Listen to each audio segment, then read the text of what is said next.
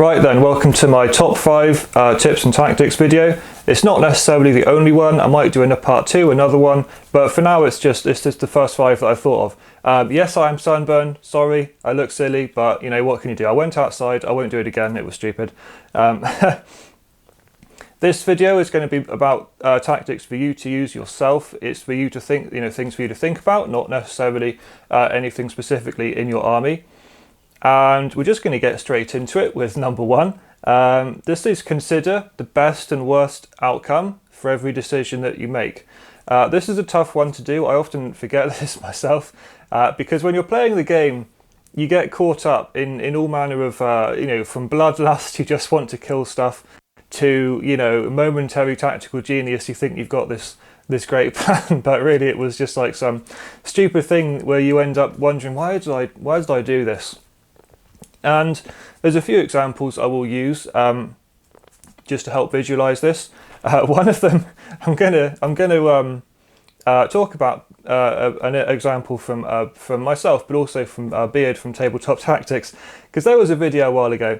He was playing Death Guard versus Tempestus Scions, and there was a part where he had his Lord of Contagion close by to 2 Talroxes and about 6 or so Scions on foot, and he decided to use the big 3 command point gift of Nurgle's contagion thing. It's the sort of crappy orbital bombardment. You spend 3 command points and you roll a dice for each unit within 7 inches, and on a 4+ they take d3 mortal wounds. And he, of course, being Beard, he failed all 3 of those 4+ rolls and then re-rolled, so that's a 4th command point, and he managed to actually hit one of them. I forget whether it was the Torrox vehicle or the squad of Scions, but he did 1 mortal wound basically. And at the end of this whole thing, he'd wasted 4 command points and done 1 wound to, something completely negligible anyway. Now, this one stuck with me because it was more than just bad luck. It wasn't just a case of, it didn't pan out, the 4+ has failed. The point I'm bringing up here is that this was not worth it to begin with. There was no good outcome for this choice. There was no outcome where this was going to be worth wasting those 3 command points. Even if he had made all 3 4+s and done the full 3 mortal wounds to both vehicles and the squad, it still ultimately would have achieved absolutely nothing in the overall gameplay. He'd still have just wasted 3 command points to chip a couple of wounds off the vehicles. Now, if these vehicles had been limping, clinging to life with 1 or 2 wounds left, there was only 1, 2 or 3 guys left in the squad, and this was potentially going to be a real swing moment where if he could just clip off these last couple of wounds, he'd clear up a whole section of the board. That happens often in games. You'll see a whole section of the board, but it's only being held by units with a few wounds left, and you think, if I can just clip those wounds off, it'd really make the whole board look differently. It'd be a whole swing in power. This wasn't the case. They were pretty much full wound Torroxes. The squad was too big to kill, and the Torroxes had, I don't know if they were full wounds, but they had a lot of health left. And at the end of the day, clipping off 3 wounds from each Torrox and 3 wounds from the squad, even at the best outcome, would have achieved ultimately nothing. It wasn't worth doing, to begin with, and ultimately it went bad, and he wasted 4 command points to do absolutely nothing. And this is exactly the sort of thing that I mean. If you think that you have a plan in your head, think it through. What's the best outcome? What's the actual best thing that's going to happen? And is it really still worth doing this plan? Now, I've done this myself. I played a game against my friend Tyrannids a long time ago where I was all hyped up on the Red Corsairs from the Psychic Awakening. And they have a stratagem called More Where They Came From, I think. It's 3 command points, and you can basically remove a Chaos Space Marines unit from the battlefield and redeploy them, by deep strike essentially anywhere you want to. It's supposed to just represent that there's more of them coming from all around. And so what I did is I took a big unit of 20 Chaos Space Marines with bolters, Marcus Lanesh, and 2 chain cannons, and I just hid them at the back of the board, turn 1, out of line of sight, right at the back of the board, and I just used this 3 command points, bam, to just pick them up and plop them straight behind my Tyrannid enemy lines. With the expectation, I've got 16 chain cannon shots, I've got 36 rapid fire bolter shots from the other 18 Marines, and I've got endless cacophony to spend a 2 CP and shoot again. I probably also used veterans, so I've essentially dumped, whether or not I used veterans, not sure, but I essentially dumped 5 to 6 command points into this maneuver, which I thought was going to be epic. Turns out it didn't do anything. I don't think I killed anything, even with all that firepower. It completely went down the drain. I didn't achieve anything, and then the squad was just wiped out, so I couldn't even, pick them up and do it again. So that was a huge example for me where I just had a tactic and it completely went bust, and I wasted 5 or 6 command points. So this definitely applies in that situation. Was that worth it, Zeke? Should you have thought that through more? Yeah, I thought I had a smart little thing that was going to really be damaging, and in fairness, to this day I still think it was a good maneuver. I think it could work potentially, but it didn't pan out in this situation. If I thought it through, considered the best and worst outcome, the worst outcome being I've just literally thrown away 20 Marines. The best outcome, could have been that I think the only target I really had at the time was the Hive Guard, 6 Hive Guard. They're always a pain. I really try to get rid of them whenever I can. I think this was a kind of assassination attempt on my part that just didn't work out. I think I underestimated actually how irritatingly tough they can be if you're just firing bolters at them. So I could have done better in this example. Beard's example is the one that really stuck with me and irritated me. And this is just a good thing to consider, okay? Consider the best and worst outcome of everything that you do, and is it really worth doing it? Even if it turns out as well as it possibly can, is it actually worth doing it? Because in the case, of Beard, even if he had spent 3 command points to just chip off those wounds, they weren't wounds that were going to kill anything and really change the game. They were just chipping off wounds, and it was never going to be a good 3 command points. So, keep that in mind. Point number 2 is something that I do personally, which is hope for the best, but expect the worst.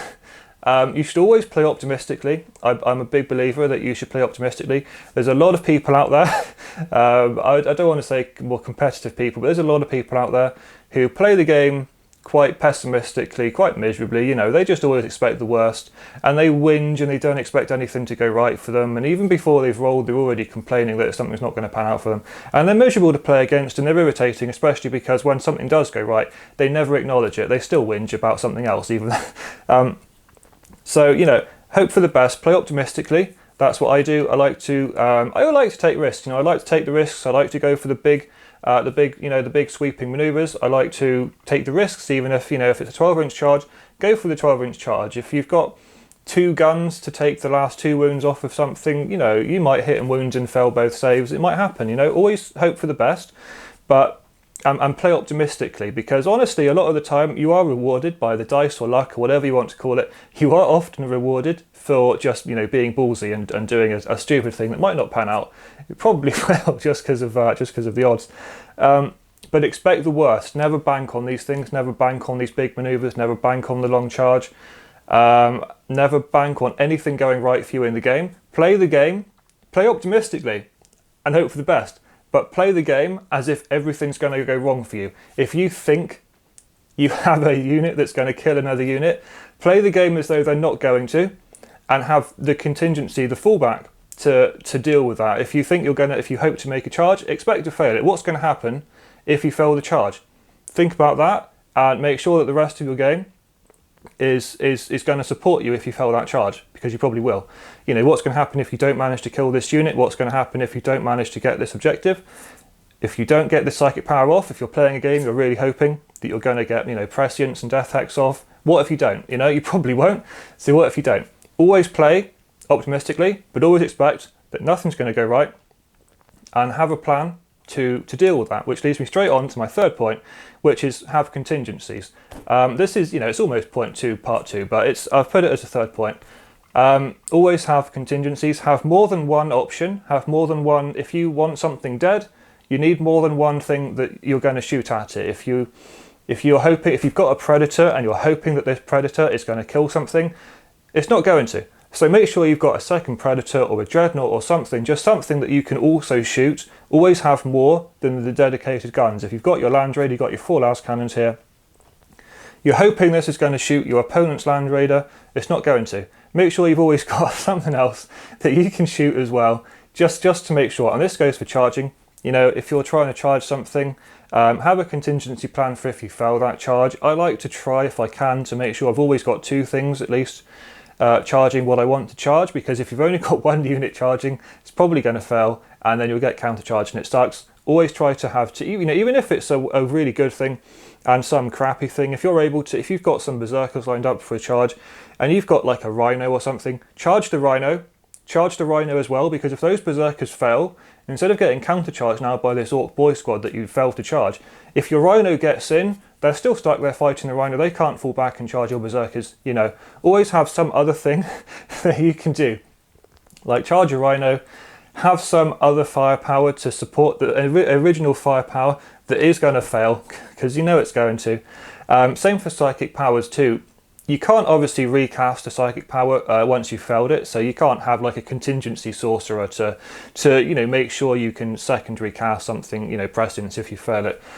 Just try to play in a way that if the power doesn't go off, you will survive without it and be able to achieve the job without it. Maybe if you were hoping to get +1 to wound off, maybe there's other ways in the codex you can also get +1 to wound. So even if your psychic power for +1 to wound fails, you can get it through something else. That's always good to think about. You know, often if you want +1 to win, for example, you know, you might have a psychic power that can do it, you might have a stratagem that can do it, you might have another character like a dark apostle that can do it. Have 2 of those things, or all 3 of those things. It might seem silly coming to a game with, you know, the same ability multiple times, but assume you're going to fail. You know, if you're going to fail the psychic power, have the dark apostle, have the stratagem, whatever it is. Just make sure you've got more than one way of achieving what you want, and if you can't, it's impossible. You know, try to make sure that it's not going to be the end of the day. If you're counting on having a psychic power to achieve, you know, a charge victory or something like that, that might not be the best maneuver. It might, you know, you shouldn't be like, oh, I'm going to do this charge or I'm going to do this shooting phase, but if this psychic power doesn't go off, I'm screwed and it's not going to work. You know, if you're risking that much, maybe it's not the best maneuver for you to do. Maybe you should think about doing something else that isn't going to completely fall apart if some random element doesn't work out.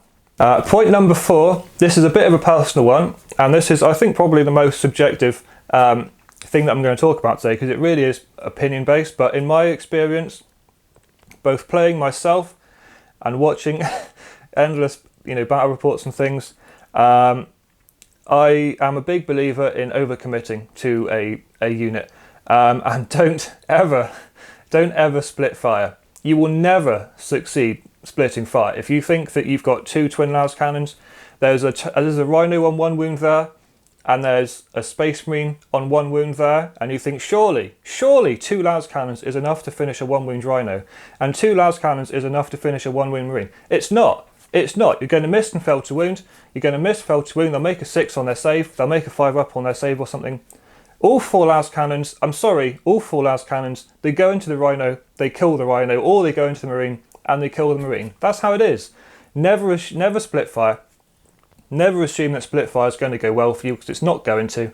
You know, you might not think you need a whole, you know, all 4 las cannons on your predator just to finish off that orc truck that's on 1 wound. But you do, because if you just fire the top one and think, oh, well, I'll start the damage on another one, I'll start the damage on the next truck with the side 2 sponsons, you'll fail. You won't kill the 1 wound truck with the top right las cannons, and, you know, you may do some damage with the other 2 in the end, but it will tease you. It won't be enough to even kill that one. It will just tease you, and now you'll have 2 1-wounded trucks that are going to just disgorge their boys next turn, whatever it is. Don't split fire, overcommit, even if it feels like a waste. You know, we're talking achieving objectives most of the time. We're talking maybe, you know, if there's a unit on objective, you need that unit off an objective. There's no such thing as overcommitting. There's no such thing as wasted firepower. Even if it's the first gun out of 10, if you've got something stupid like a repulsor, and you're just firing the last cannon, but then you've got all these missile racks and bolter racks and all of this crap that they have on them these days, even if they're wasted, it's not wasted firepower, because you've achieved the objective that you wanted. You've cleared the objective. You've stolen it, you've killed the unit that was going to charge you. If you've achieved the goal, it's not wasted firepower. Don't be afraid to waste things. And same for charging. If you've got a big, powerful combat unit and you think, man, this is a waste to charge, you know, my Terminators into this 1 wound rhino that's doing, you know, it's not a waste. If it achieves something, it's not a waste. If it gets you your 2 victory points for bring it down, you know, it's not a waste. So don't be afraid of overcommitting, and never ever split fire, because it will never pay off for you. And point number 5 is something that I have to try to remember a lot myself. It's probably the biggest problem I have. It's simply play objectives and don't give in to the bloodlust. We all get the bloodlust when we play 40k, especially if you're playing an aggressive army like Chaos or Orcs or something. But even if you're just playing Space Marines or Eldar, you know how fun it is to just shoot things down. You get the bloodlust, you see units, you want to just kill them. And you know, sometimes it overtakes your tactical mentality, and you think, you know, screw the objectives, I really want to just kill this stuff. Don't give in to it. Play the objectives. Always play the objectives. And this is important because you'll often be facing armies that are more powerful than you. If you're playing an older Codex army and you're up against the new powerhouse Codex, it's going to destroy you, you know, probably rules to rules, models to models, it will destroy you. Doesn't mean that you have to lose. You can still play the objectives. If you want to, you can come to a game with no thought given to, you know, aggressive play and attacks, and just completely play for maneuverability, survivability, and just ignore the army, the opponent's army, and just play the objectives, you know. You don't need to kill, well, unless you're choosing objectives specifically to kill stuff, you don't need to kill stuff. You need to just get objectives. And even if you're a weaker codex and a more powerful codex, you can still do that. And if you just focus on that, you know, it's frustrating. You know, I did it once. I played my friend. It's not a great example, but I played my friend once. I had a unit of 8 Iron Warriors Terminators and a Terminator Sorcerer. And what I did with these is I just deep struck them down in the back corner of his board, Sorcerer in the very back corner, and the eight Terminators around him. And obviously, looking at that in somebody's list, you think, oh, that's, you know, that's a powerful unit. It's going to come down, it's going to shoot, or it's going to charge, or it's going to be, you know, stuck in the combat. But I didn't. The Sorcerer came down. He was there just to cast, you know, probably Delightful Agonies for the 5+ Feel No Pain, and maybe some other thing like you know, Prescience. But the Terminators didn't do anything, because the 2 units between them were there to get me Line Breaker, the Terminator Lord, Sorcerer Lord, and the Terminators were there for Line Breaker, the 2 units. And the Terminators themselves were there for, I forget which it was. It's like it wasn't deploy scramblers, I don't think. It was repair the beacon, I think, something like that. Some kind of objective where for every turn they're in the enemy's deployment zone, you get, you know, 2 victory points or 3 victory points. So just by being there, they were scoring me Line Breaker each round, and they were scoring me something like, you know, repair teleport homers, or some other objective that they just harvested, you know, every turn for just standing there and surviving.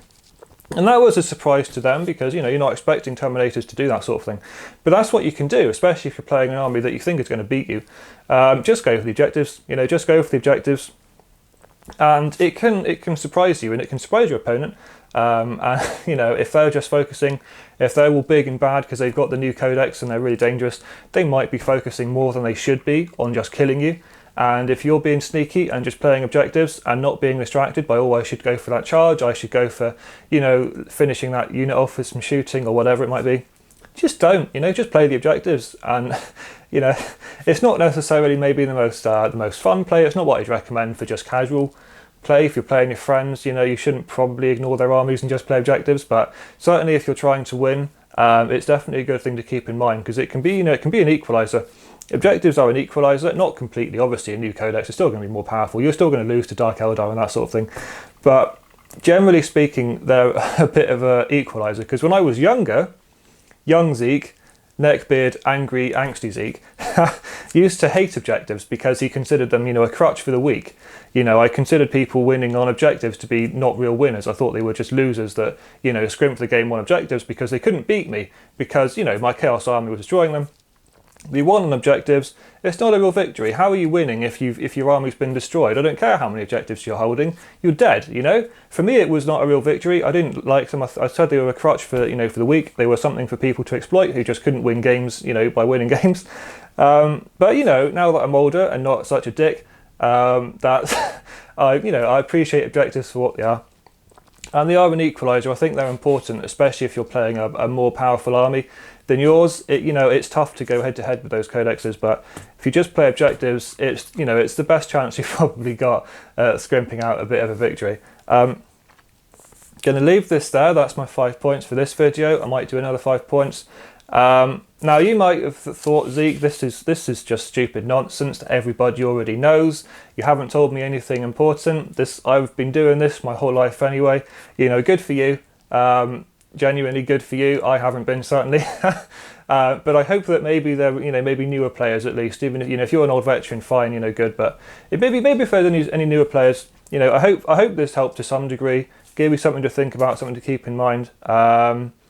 But yeah, even if not, even if it's completely worthless, then good, because that means you're a good player. So, yeah, so thank you if you did watch this. I hope you enjoyed it to some degree, and I will see you for another video soon.